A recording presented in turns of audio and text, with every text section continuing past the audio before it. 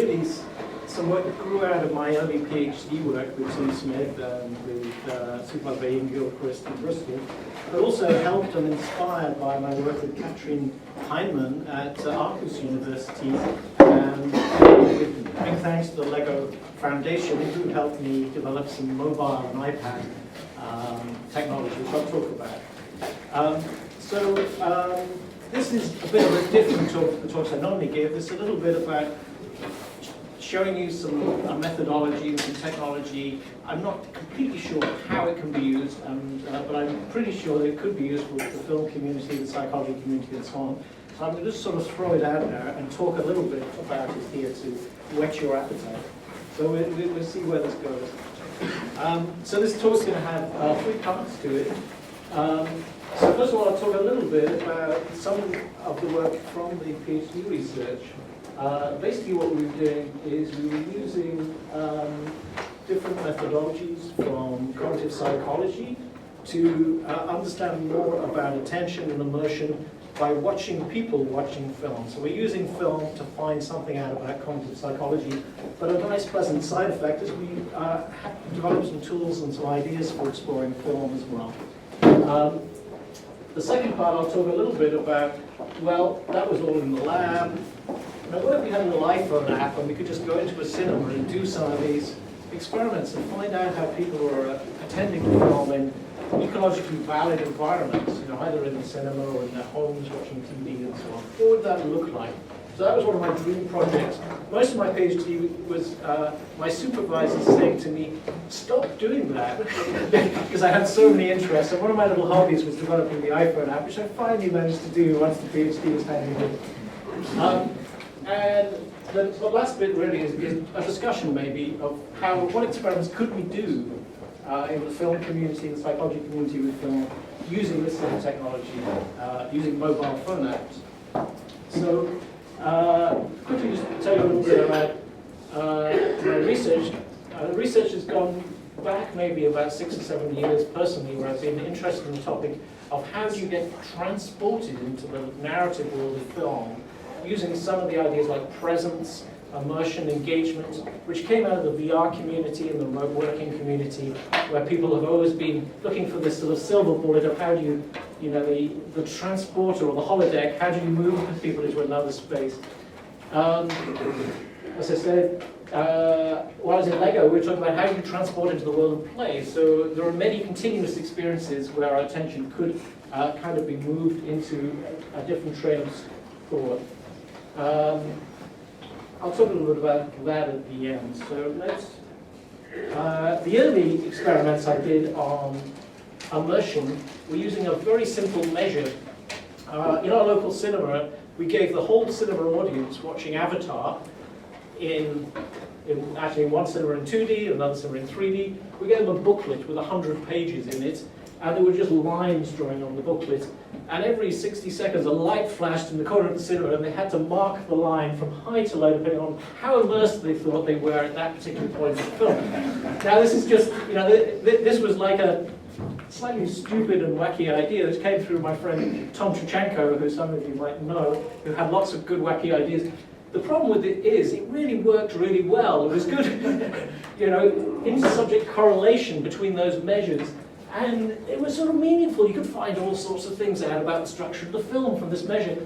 But it was a ridiculous thing to do. There was no literature on it. It was there on its own. Never quite sure what to do with it. But one of the ideas of that was a lot of presence measures, if you're aware of presence, is what you go through an experience such as watching a film, you come out of the cinema, and then you do a questionnaire. How present were you in that film? Well, how present you were in that film at the end of the film when you've gone out might be completely different from 10 minutes into James Cameron's really, exploration of a space capsule in 3D. There may be, it's a moment-by-moment experience.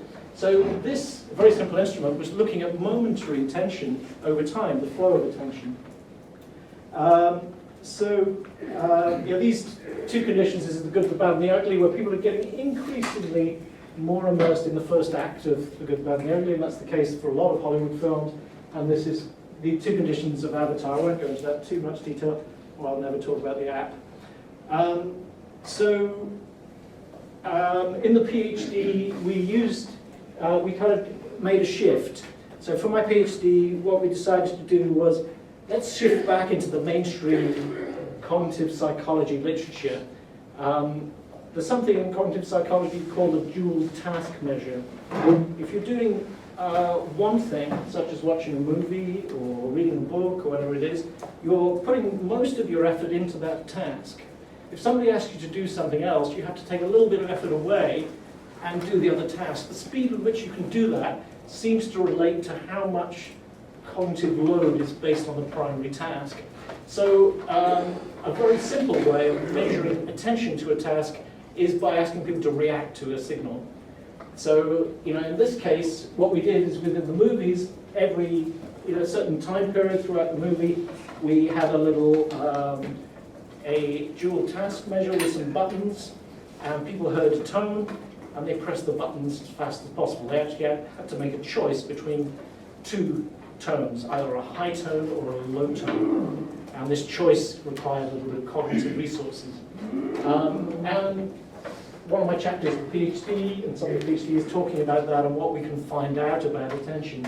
This particular one is looking at the good, the bad, and the ugly, the first 40 minutes in the normal order, and then what if we scramble the film? So we have the same media, we put it all in a different order, so destroy the whole narrative, basically, keep the visual components the same.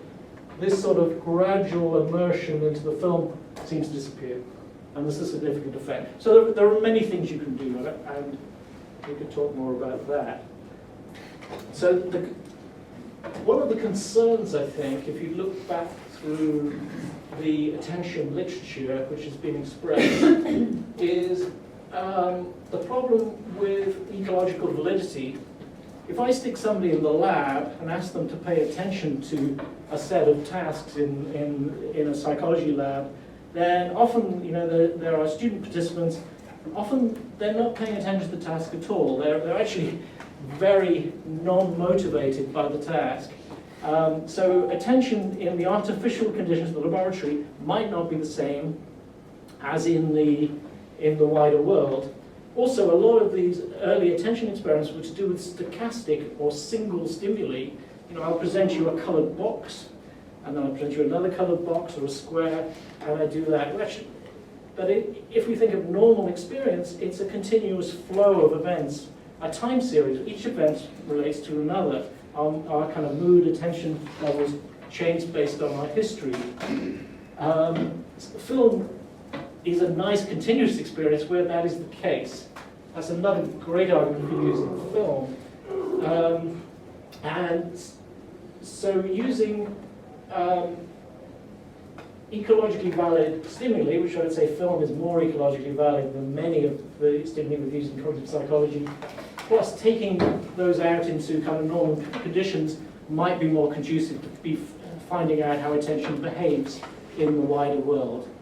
I could say more about that, but I would refer you maybe some papers and my PhD if you want to know more about the violations of attention and the mismatch between attention in normal behavior and in the lab. Okay, so given that, could we go out into the cinema, into the world, and start measuring attention? Well, apparently you can. There's this new app available on App Store. Yeah. And yesterday, for the first time ever, we set up an experiment with a little cinema. Some people came along at 5:30 after a long day, and we watched a 10-minute short film. People downloaded the app, and we did a dual task experiment using a 10-minute short film. So we sat everyone down. They watched a short film, which I think we've featured in SCSMI before with one of Tim's presentations, called Open Doors. It's a nice, that's 7-8 minutes. Director James Rogan, it's based on a book. It's got a beautiful story, and it's also got a couple of kind of suspense moments and tensions and a nice plot twist. So it's, in terms of a short film, it's a nice thing to look at. Everybody downloaded the little app onto their iPhone. I must say, this probably isn't mainstream product. This is the first app I've ever written, so I think some improvements on the user interface might be called for, but it works. I'm very good at making things work. And then they emailed the results at the end. And this morning over breakfast, I had a little look at these results. So, and we do have results. This is the good news. This is a quick look at the app screens. So you can log in and give a code for the experiment. You can do a little demo app if you want. And I'm going to make this is already up and freely available, so people can try this. You have to set your phone up in a certain way so that you don't get interrupted by Facebook messages or Twitter or whatever it is. So you go into airplane mode during the experiment, and you turn off all those nasty eco-level things that will save the screen in the middle of something and all this stuff. So we have a set of settings which seems to give good reaction times in terms of dual task. We have consent so we can do proper psychological studies. And you go through, and then there's a sort of synchronization page where you can synchronize with the film. So you get to this page and then you kind of wait, and you move between here and here when the film starts, when you get to the director's credits. And there you are. You sit there with your iPhone, and you can do it with two thumbs like this, left and right, while you're watching the film. So it's very, very simple and very crude, but I think it's potentially very powerful. And then at the end, you're asked if you really are happy to send your results off.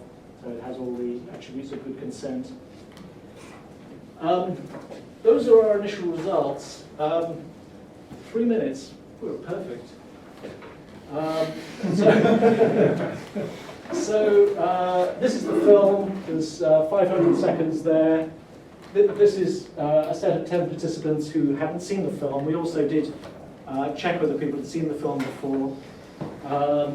Only one person, I won't let you guess who it might have been in the room, had seen the film before. So I put his results in a special bin and anonymized them as well.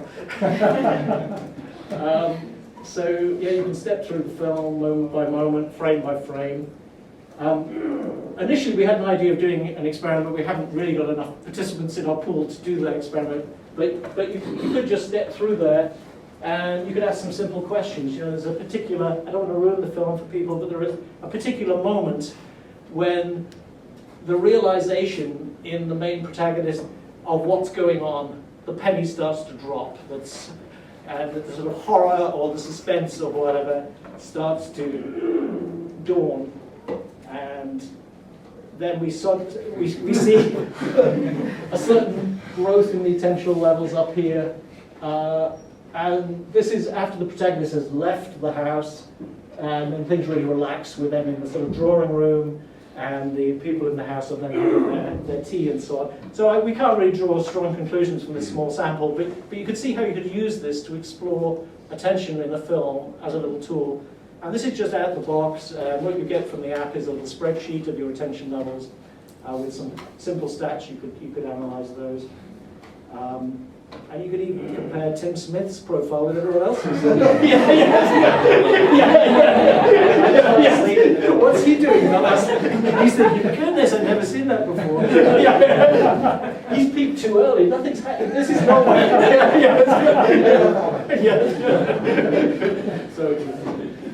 So it's early days for this, but it seems that a simple iPhone app, or maybe we could have this on Android as well, can measure attention in ecologically valid conditions. Data can be noisy. I think looking at the data, there was a little bit of missed data and so on, but you could gather a large amount of data and remove that noise fairly easily. Diverse experiments are possible for both filmmakers, cognitive psychology, and the industry. So what are my next steps? In Bristol, I've got interest. I showed it to the film director the other week, and he said, oh yeah, I know just the thing to do with this. And this is the great thing. You go to different people, they've got completely different ideas of what they would do with it. He said, oh yeah, what I'm into is slow cinema. Why don't we show a 6-hour film?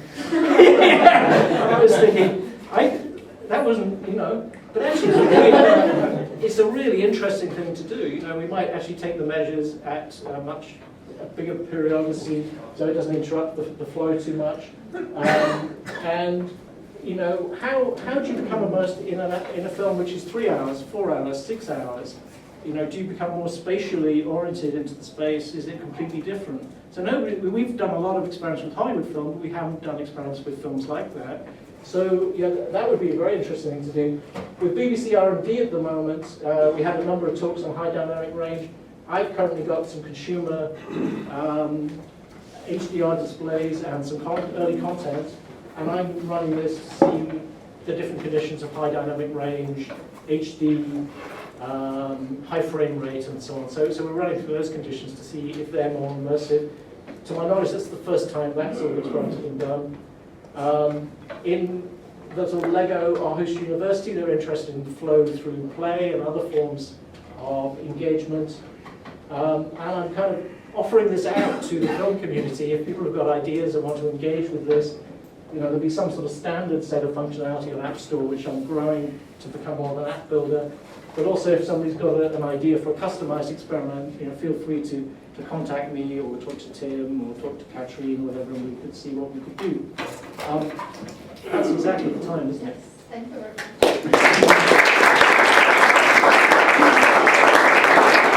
So 10 minutes left.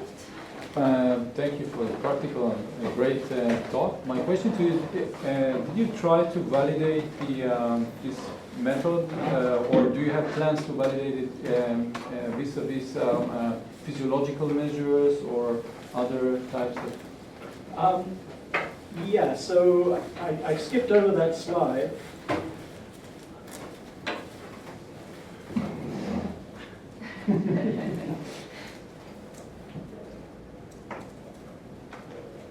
So in Aarhus University, we have this lab set up, which we're taking heart rate measures, we're taking GSR, we're doing quantitative interviews. So you know, I think there are a number of ways you can get at immersion, attention, engagement, and they might have slightly different meanings. So GSR, you know, might be your emotional engagement. And you know, maybe something like ECG is less obtrusive, maybe, you know, in certain conditions. So there are a number of ways of getting at this.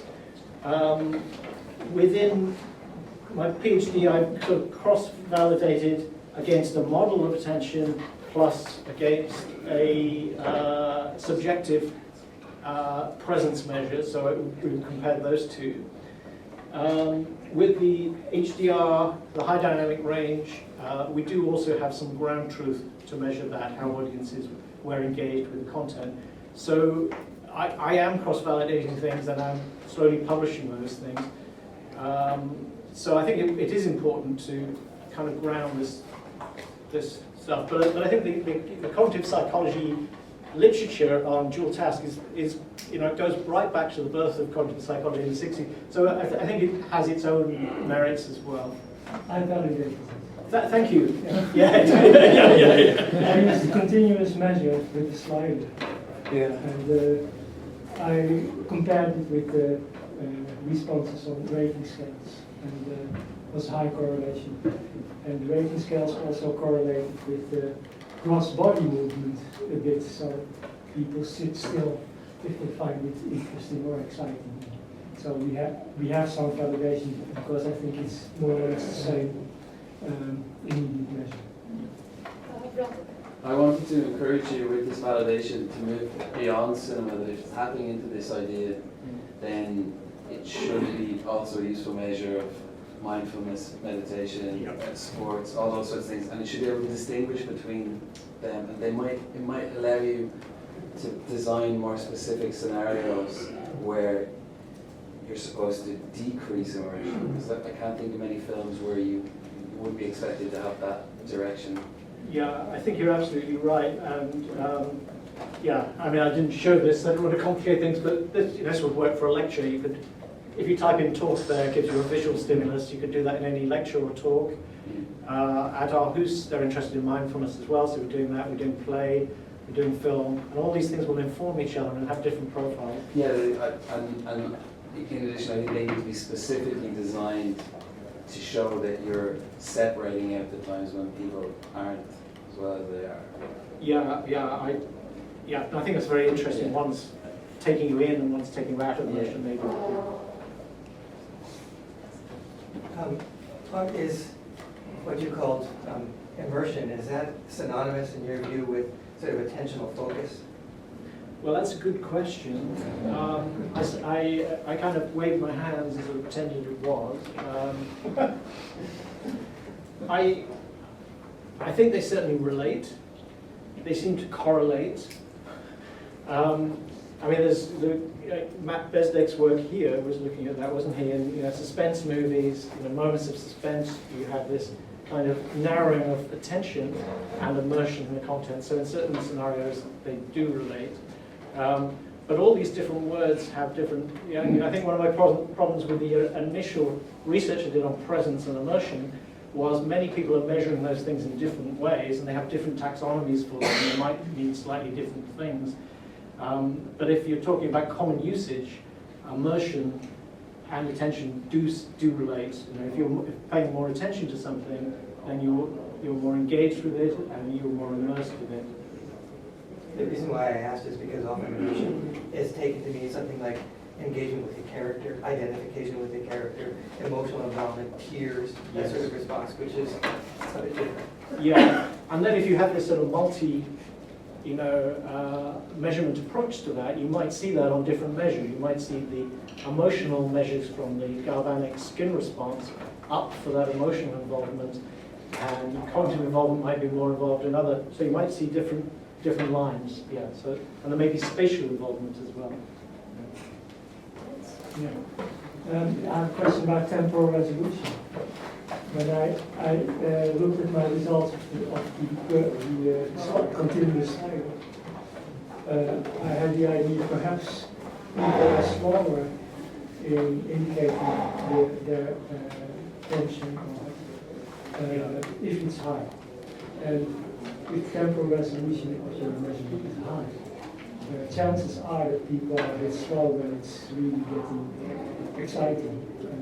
What's your idea about that? Yeah, I think it's a really good point. I think there are probably time lags on these, which may be variable.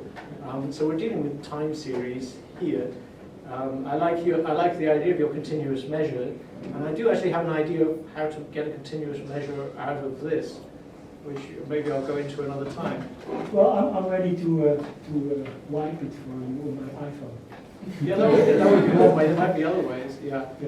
So that's the nice thing about some of the other measures, like ECG. That's a continuous I measure. also had comment on what it measures for Dylan. I think my view is that people get engaged or absorbed in the story, and that means a lot of things: identification, seeing it as real, having emotions, and that whole set of impressions can be labeled by the participant as I am absorbed. And I think that the supporting psychological mechanism is that you have a very high and concentrated, focused attention on, for instance, what's happening in the story world to some character. So then I would say that the engagement or absorption of transportation is the phenomenological counterpart of the attentional response that people are also a bit aware of. There are also transportation scales that have a measure of perceived attention. I noticed that that my attention went completely to the picture. So there you see that there can be the supporting psychological mechanism of attention, which is a phenomenon that shows in all sorts of bodily manifestations. But how you experience it is something else. You don't watch a movie and say, I attend. You say, I'm in that world, right? So I think that the link between these two concepts is not so different. The one is the support, the embodied support. The other one is the phenomenological awareness of the contents of your attention, so to speak. That would be my proposal. Steve, agree? Yeah. Yeah, and that's kind of with this. Maybe at some point you do need to you know, you can couple maybe qualitative techniques as well to find out what people's self-report is on these things. Kata had a question. Yeah, just to follow up with what Anne was saying, that there are so many different things to measure. Are you planning to implement different methods in this same app or work on? Well, what I've got is, you know, as always, I've got an ambitious plan, which, you know, there's the reality and there's the reality in my head. So in terms of prototypes, at the moment, I have an iPad version which will do GSR, ECG, and, you know, just to back up a little bit, you know, we're in a very interesting time in terms of mobile technology and pervasive computing and instrumentation, that everyone carrying around their phone and mobile devices is emitting data all the time about yourself. So we're in this world of quantified self. There are many low-cost sensors now to measure heart rate, to measure ECG, to measure skin conductance, how well you're sleeping. So all that data is there, and it can be coupled to your mobile device. So, you know, I've got a set of cheap sensors. I can measure ECG via Bluetooth to the phone. I can measure GSR. I can measure them pretty good. You know, it used to cost me $20,000 to buy a piece of lab equipment to do that. Now it's sort of, well, they sent it me for free through the post because I was sort of interesting, I guess. I talked to them about what they were doing. So these things are there, and you know, you could buy a Fitbit, couldn't you? You could buy all these different things. So I think the possibilities are there, and the question is how we use those and how we validate them and make sure they're good for scientific use if we're doing sort of scientific studies. So I'm starting to play with that a little bit. So in terms of what I'm going to implement, at the moment we've got dual task. And what I think my first priority is to make it more configurable. So you could go in and just edit some XML files and create your own experiment with whatever menus you like. But I also would like to put in these sort of sensors as well for people to play with. So it's a little bit of a hobby at the moment, but I'm sort of working on it slowly.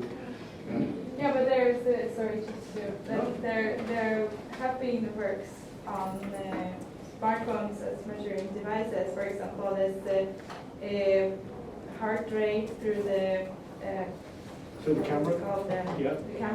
camera lens and the flashlight. Yeah. Thing, and yeah, probably you know about it. It's really interesting, like how my. Yeah, I think what's missing is you want to be able to take. You want to be able to get hold of those things and have them all synchronized together in time, which is the the questions you had in the lab. How do you have 5 different measurements all on the same? That's what the lab equipment does. If you buy a biopack, it synchronizes them all in time in the same timestamps. And the reaction times here I know are really accurate, and I'm making sure everything. So I'm trying to do a little bit more than just put it together as a curiosity to make it actually work.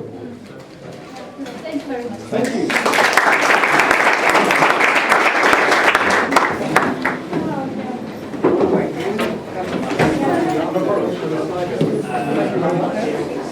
you.